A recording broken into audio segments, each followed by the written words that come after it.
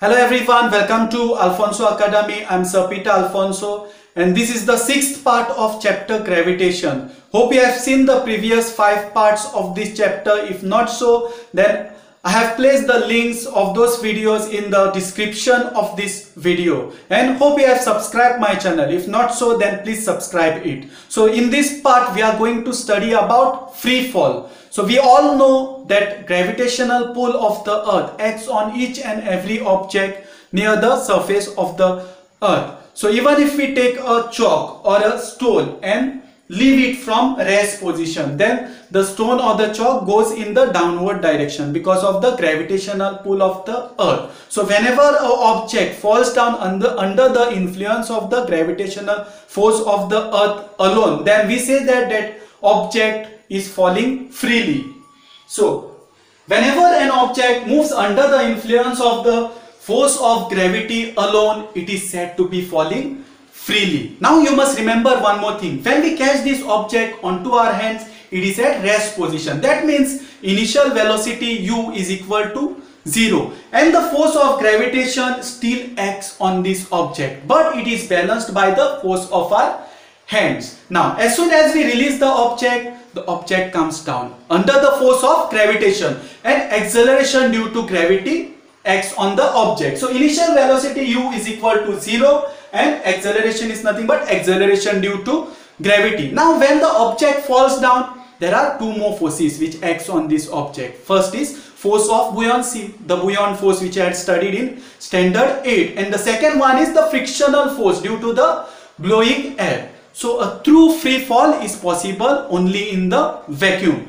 Now for a free fall, u is equal to 0, a is equal to g, which is acceleration due to gravity. Now by using the Newton's equations of motion, we can find out the distance which the object travels when it is on rest and then it comes down under the force of gravitation. When it reaches to the land surface, we can measure the distance traveled by this object. Second, we can find out the velocity of this object on reaching the ground. So the Newton's equations of motion, first was v is equal to u plus at, then second s is equal to ut plus half at square, where s is the distance traveled by this object, and third is v squared is equal to u squared plus 2as. Now u is equal to 0, a is equal to g. So u is equal to 0, a is equal to g. We are getting as v is equal to gt.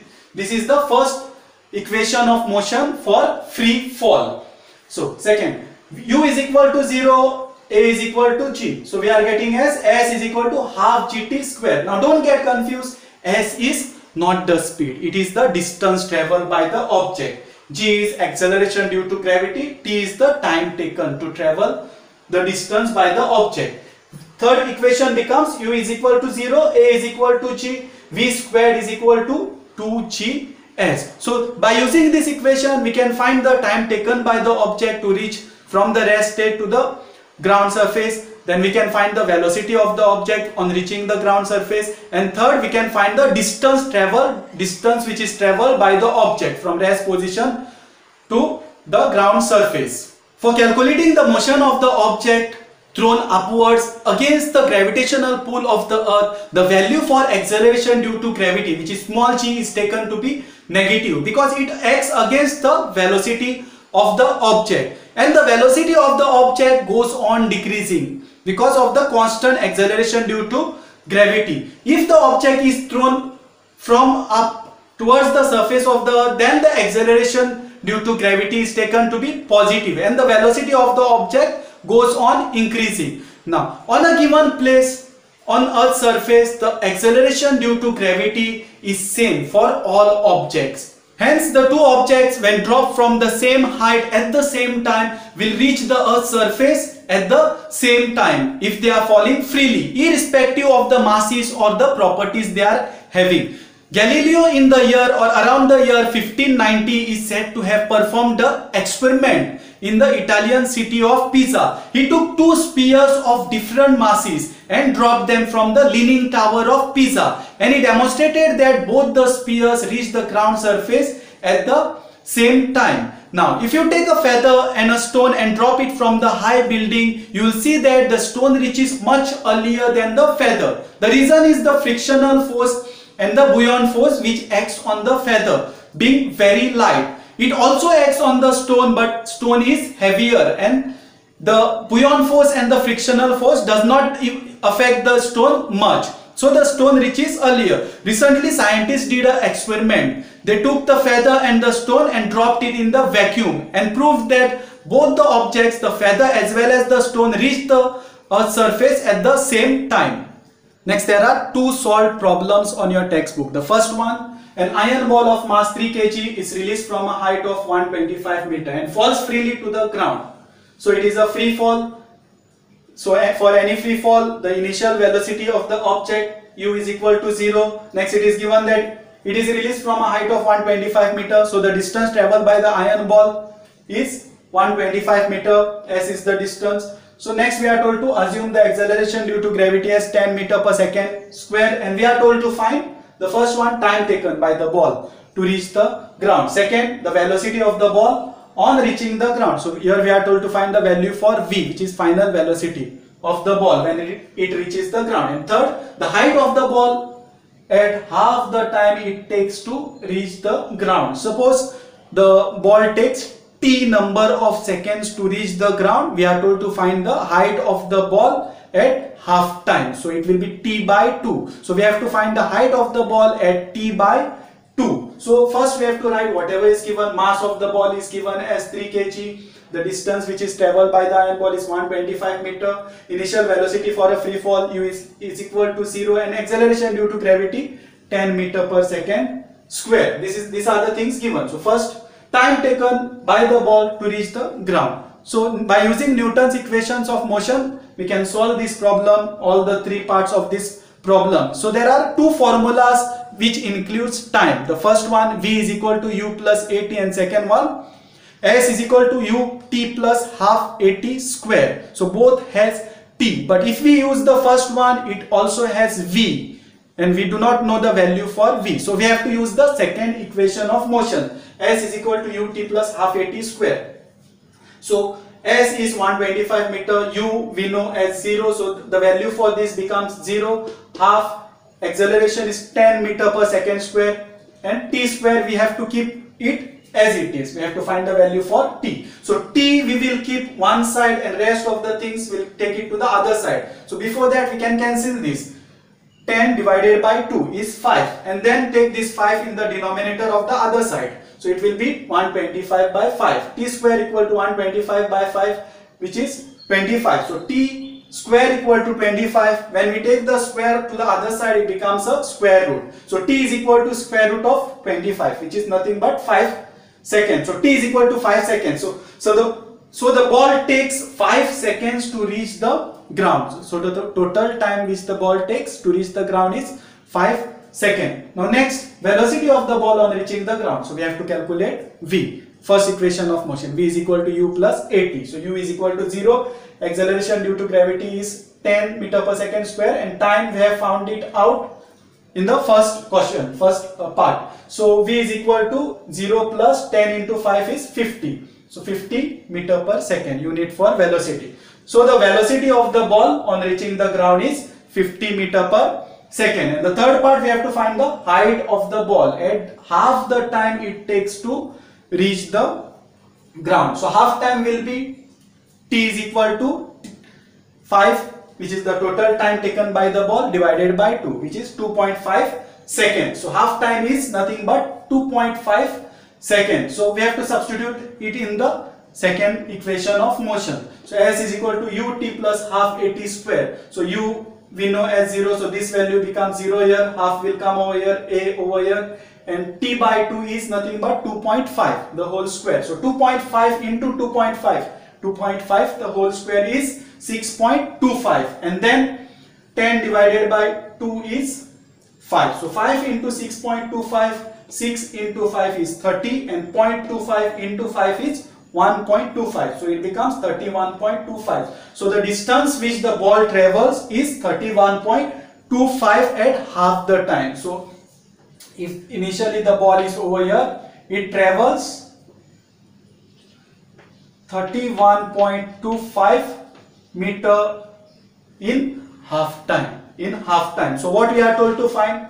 The height of the ball from the ground. So we are told to find this. Now the total distance is 125 meter.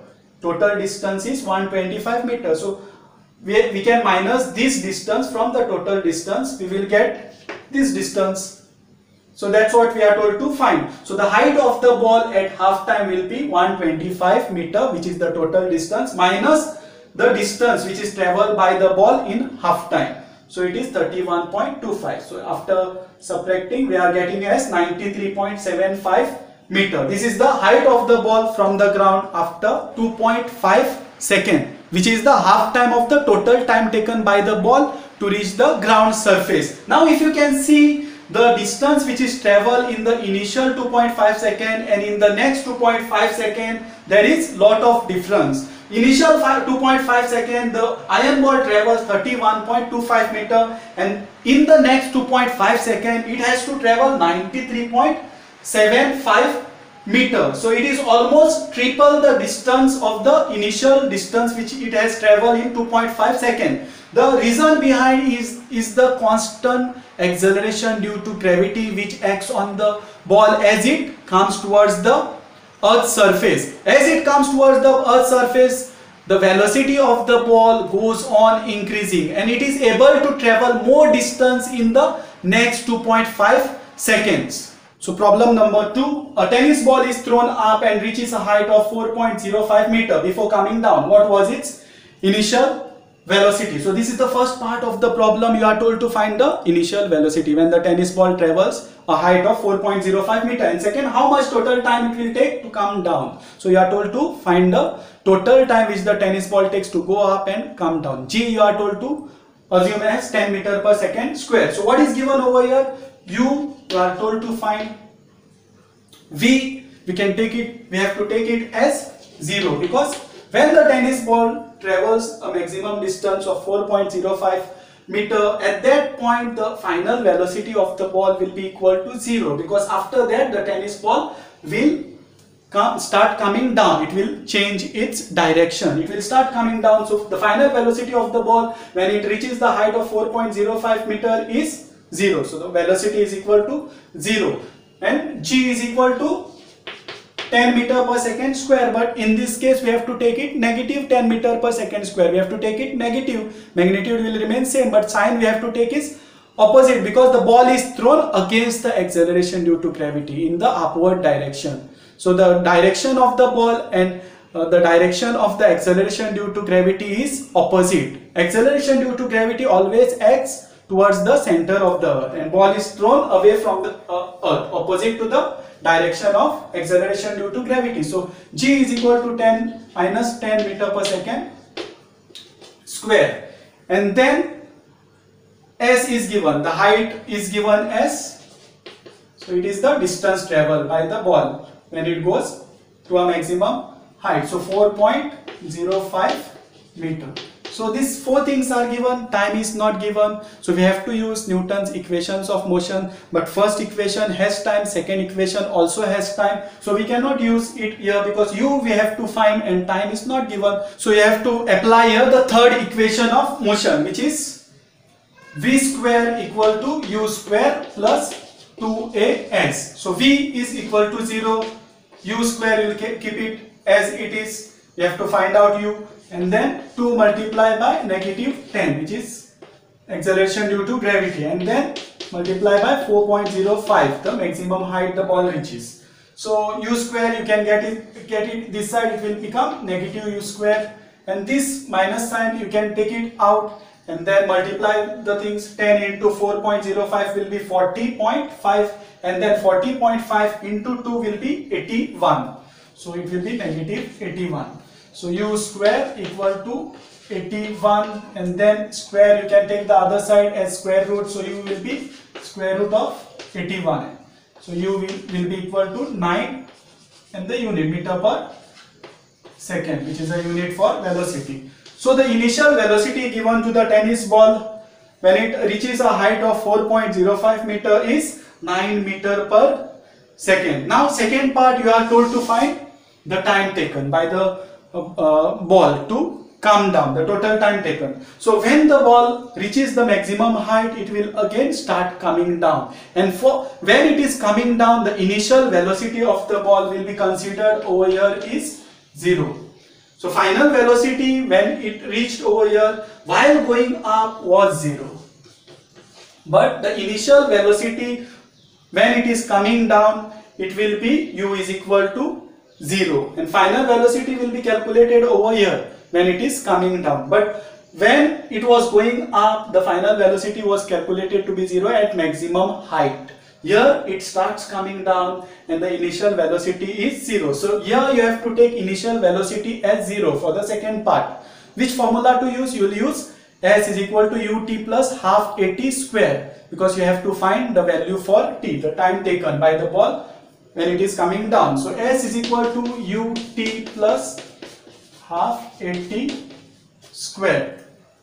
So as you are having distance to go up, the total height is 4.05 meter. The same distance it has to travel to come down on the ground surface. So 4.05 meter. Then u is taken as 0. So this value will become 0, and then plus half.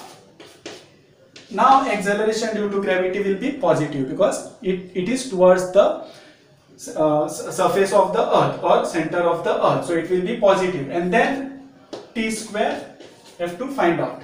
So 10 divided by 2 is 5. So value for this you will get it as 5. So 5t square 4.05. Now t square you can keep one side, the other side it will be 4.05 divided by 5.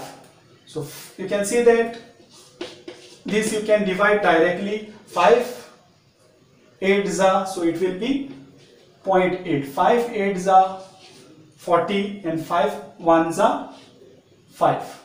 So here it will be 0. Point after 2 places, point after 2 places. So then t will be equal to square root of 0.81.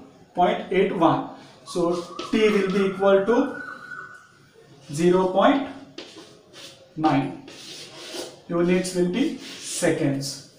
So t is equal to 0.9 seconds. This is the time taken for the ball to reach from the maximum height to the ground surface. Now the total time taken will be to go up and to come down. So it will be 2 times t. So the total time taken, so I'll write here total time taken by the ball to reach the ground is 2t, which is equal to 0.9 multiplied by 2, which will be 1.8 seconds. So this is the total time which the ball takes to go up and come down. Now next there is a question in use your brain power on your textbook. According to Newton's law of gravitation, the Earth's gravitational force is larger or higher on the objects with larger masses. So why does not these objects with larger masses fall down with higher velocity as compared to the objects with lower masses? The reason is here. According to Newton's second law, F is equal to mg. Force is equal to mass into acceleration due to gravity. And according to Newton's law of gravitation, F is equal to g into capital M into small m divided by r square. When small m is the mass of the object, capital M is the mass of the earth, and r is the distance between the object and the center of the earth. So if we combine both the equations, we are getting as mg is equal to g into capital M into small m divided by r square. Small m cancels, which is the mass of the object. So we are getting as acceleration due to gravity is equal to gm upon r square. So this is independent of the mass of the object. So mass of the object has nothing to do with the acceleration due to gravity. So hence an object of larger mass and object of lower mass fall down with the same velocity. So So that's it for this part. This was the 6th part of chapter gravitation. Next part we'll be learning about gravitational potential energy, escape velocity and weightlessness in space. So hope you have understood whatever I have explained you in this part. If not, then just place a comment in the comment box. I'll definitely solve or reply your queries or questions. And hope you have subscribed my channel. If not, then please subscribe my channel, like and share this video. Thank you very much.